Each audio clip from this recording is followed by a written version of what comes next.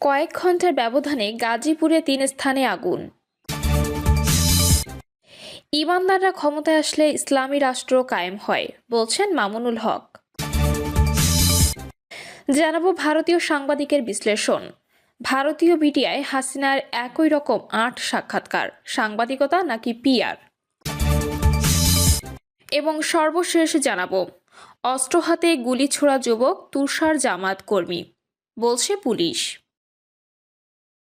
শুনছিলেন সংবাদ শিরোনাম, এবার জানিয়ে দিব বিস্তারিত সংবাদ। তবে তার আগে অনুরোধ থাকবে ভিডিওটিতে একটি লাইক দিন এবং কমেন্ট করে জানিয়ে দিন আপনি কোথা থেকে বা কোন জেলা থেকে আমাদের সংবাদ শুনছেন এবং দেখছেন। কয়েক ঘন্টার ব্যবধানে গাজীপুরে 3 স্থানে আগুন। কয়েক ঘন্টার ব্যবধানে গাজীপুরে 3 স্থানে আগুনের ঘটনা ঘটেছে। আগুনের 4টি তুলার গুদাম, একটি ঝুটের গুদাম এবং একটি টিন শেড কলোনি পুড়ে ছাই হয়ে যায়। এতে কয়েক কোটি টাকা ক্ষয়ক্ষতির আশঙ্কা করা হচ্ছে। ভোর 5টা থেকে সকাল 10টার মধ্যে গাজীপুরের টঙ্গী মাঝুখান এলাকায়, মহানগরীর কোনাবাড়ি থানায় আমবাগ ও কালিয়াকৈর পৌরসভার চন্দ্রাপল্লী বিদ্যুৎ এলাকায় দিঘির পাড়া এলাকায় এই অগ্নিকাণ্ডের ঘটনা ঘটে। প্রত্যক্ষদর্শী ও ফায়ার সার্ভিসের তথ্যে জানা গেছে, সোমবার ভোর 5টার দিকে গাজীপুরের টঙ্গীর মাঝুখান এলাকায় একটি তুলার গুদামে আগুনের সূত্রপাত ঘটে। এ সময় আগুন আরও 2টি গুদামে ছড়িয়ে যায়। পরে স্থানীয়রা ফায়ার সার্ভিসে খবর দেন। খবর পেয়ে ফায়ার সার্ভিসের 4টি ইউনিট ঘটনাস্থলে গিয়ে 1 ঘন্টা চেষ্টা চালিয়ে আগুন নিয়ন্ত্রণ করেন। এতে 3টি গুদামের মালামাল পুড়ে ছাই হয়ে যায়। অপরদিকে গাজীপুর মহানগরীর কোনাবাড়ি আমবাগ পূর্বপাড়া এলাকায় পলাশ মিয়া নামে এক ব্যবসায়ীর ঝুট গোডাউনে আগুন লাগে। খবর পেয়ে ফায়ার সার্ভিসের 4টি ইউনিট প্রায় 1 ঘন্টা চেষ্টায় আগুন নিয়ন্ত্রণে আনেন। আগুনে পুরো গুদামের মালামাল পুড়ে গেছে। এই ঘটনার পর সকাল 9:30টার দিকে কালিয়াকৈর পৌরসভার চান্দোরা পল্লী বিদ্যুৎ দিঘির পাড় এলাকায় একটি টিন শেড কলোনিতে ভয়াবহ আগুন লাগে। আগুনে কলোনির 80টি কক্ষ পুড়ে ছাই হয়ে গেছে। জানা গেছে, কলোনিতে বসবাসকারী লোকজন সকালে বিভিন্ন কর্মস্থলে চলে যায়। এ সময় একটি কক্ষ থেকে আগুনের সূত্রপাত ঘটে। আগুন থেকে আশপাশের লোকজন চিৎকার করলে লোকজন এগিয়ে এসে আগুন নিয়ন্ত্রণের চেষ্টা করেন। এ সময় আগুনের ভয়াবহতা বেড়ে আশপাশে ছড়িয়ে পড়ে। খবর পেয়ে কালিয়াকৈর ফায়ার সার্ভিসের 4টি ইউনিট ঘটনাস্থলে গিয়ে 1.5 ঘন্টা চেষ্টা চালিয়ে আগুন নিয়ন্ত্রণ করেন।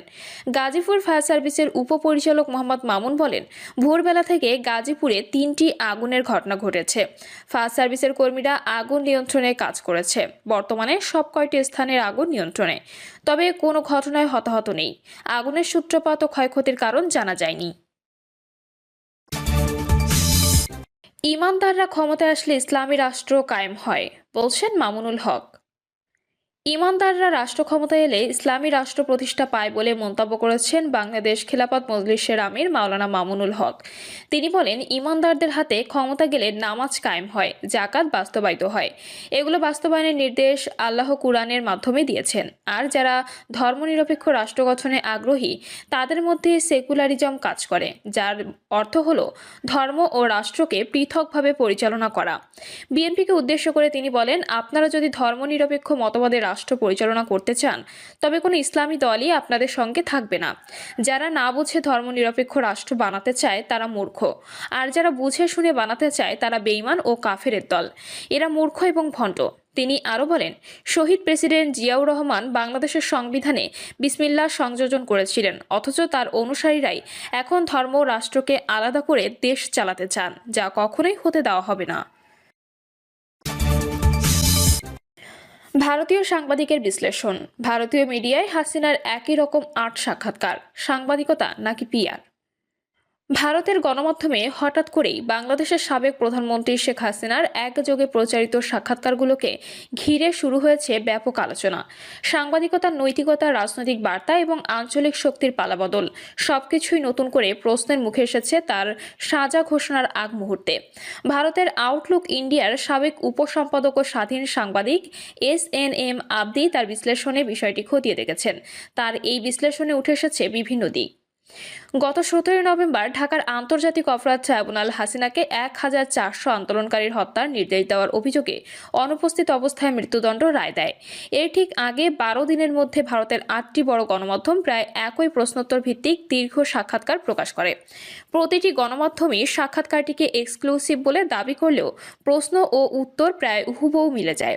আব্দির ভাষায় এগুলো একই কাপড়ের তৈরি, এজন্য স্বাধীন সাংবাদিকতা নয় বরং সুপরিকল্পিত গণসংযোগ অভিযানের ফল। অজানা স্থানে বসে সাক্ষাৎকার দেওয়ার দাবি পুরো ঘটনাকে আরও সহজসময় করে তোলে। আব্দির মতে সময় ও ভাষার সমন্বয় ইঙ্গিত দেওয়া পেশাদার এবং ব্যয়বহুল একটি পিআর কৌশল কাজ করেছে। সাক্ষাৎকারগুলোতে হাসিনা সব অভিযোগ অস্বীকার করে নিরাপত্তা বাহিনীর ওপর দায় চাপান। তিনি অন্তর্বর্তী সরকারের বিরুদ্ধে প্রতিশোধমূলক কার্যক্রমের অভিযোগ তোলেন। তিনি আরও বলেন, বাংলাদেশে হিন্দুরা এখন অনাথ ইসলামী উগ্রবাদের পুনরুত্থান ঘটছে এবং আগামী জাতীয় নির্বাচন হবে প্রহসনের, কারণ আওয়ামী লীগ নিষিদ্ধ। কিন্তু আব্দির মতে যা প্রকাশিত হয়েছে তার চেয়ে বেশি গুরুত্বপূর্ণ হলো যা প্রকাশিত হয়নি। তিনি কয়েকটি মৌলিক প্রশ্নের কথা উল্লেখ করেছেন, যেগুলো যে কোনো অনুসন্ধানী সাংবাদিকই করতেন। যেমন 2024 সালে 5ই আগস্ট তাকে ভারতে প্রবেশের অনুমতি কে দিয়েছিল? তিনি কি নরেন্দ্র মোদী বা ভারতের নিরাপত্তা নেতৃত্বের সঙ্গে গোপনে দেখা করেছেন? তার অস্থায়ী অবস্থান কেন 15 মাসের বেশি দীর্ঘ হলো? তিনি কি যুক্তরাজ্য সহ অন্য কোথাও আশ্রয় চাইছিলেন? তার সরকার পতনের সময় দিল্লি কি পরামর্শ দিয়েছিল? এসব প্রশ্ন অনুপস্থিত থাকাকে আব্দি বলেছেন চোখে পড়ার মতো সাংবাদিকের ব্যর্থতা। ঢাকায় কূটনৈতিক প্রতিক্রিয়া 11 নভেম্বর। ভারতের গণমাধ্যমে এ সাক্ষাৎকারে ঢল নামার পর বাংলাদেশ সরকার ঢাকায় নিযুক্ত ভারতের ডেপুটি হাইকমিশনারকে তলব করে। অভিযোগ ছিল একজন দণ্ডপ্রাপ্ত পলাতক আসামিকে ভারত সাক্ষাৎকার দিতে সহায়তা করেছে।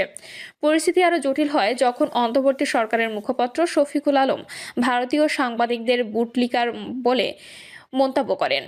ভারতের প্রেস ক্লাব তীব্র প্রতিক্রিয়া জানিয়ে ক্ষমা দাবি করে, যা পরে বিতর্কের রূপ নেয়।